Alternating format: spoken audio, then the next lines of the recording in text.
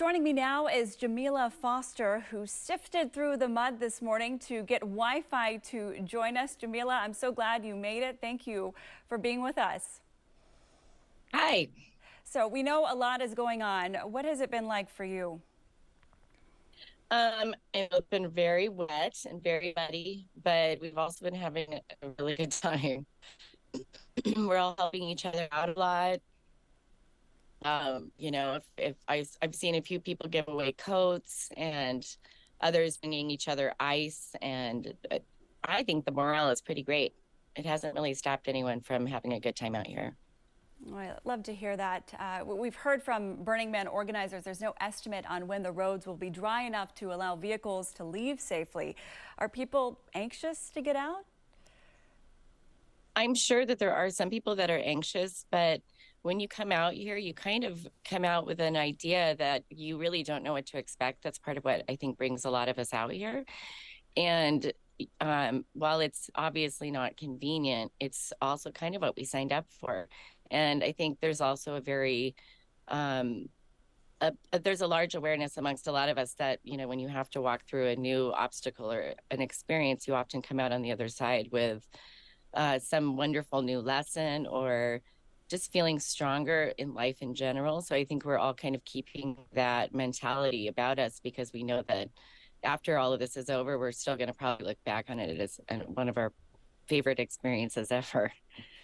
Well, speaking of that strength, we've seen lots of videos of fellow burners banding together. How are people preparing for another round of showers expected?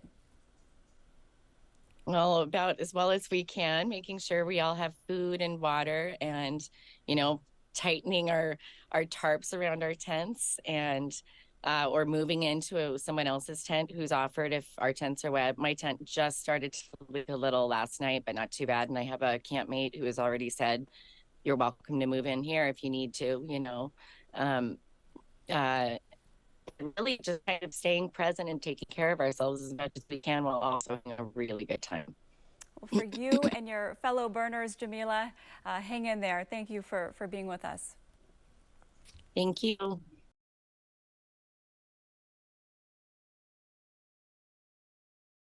Storms sweeping through Nevada's Black Rock Desert, where crowds gathered for this year's Burning Man Festival, have left tens of thousands stranded after desert sand turned to mud.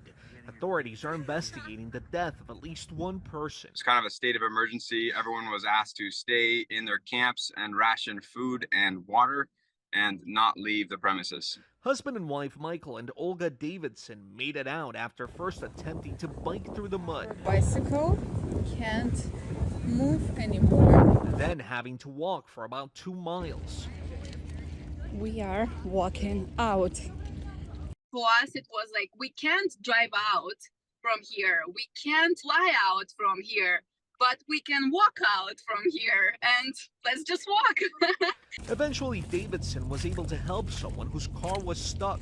That driver got them to Reno, Nevada, but tens of thousands remain stranded. Among the lucky who got out, celebrity DJ Diplo and comedian Chris Rock, who posted they walked 6 miles through the mud before being rescued by a fan in a pickup truck.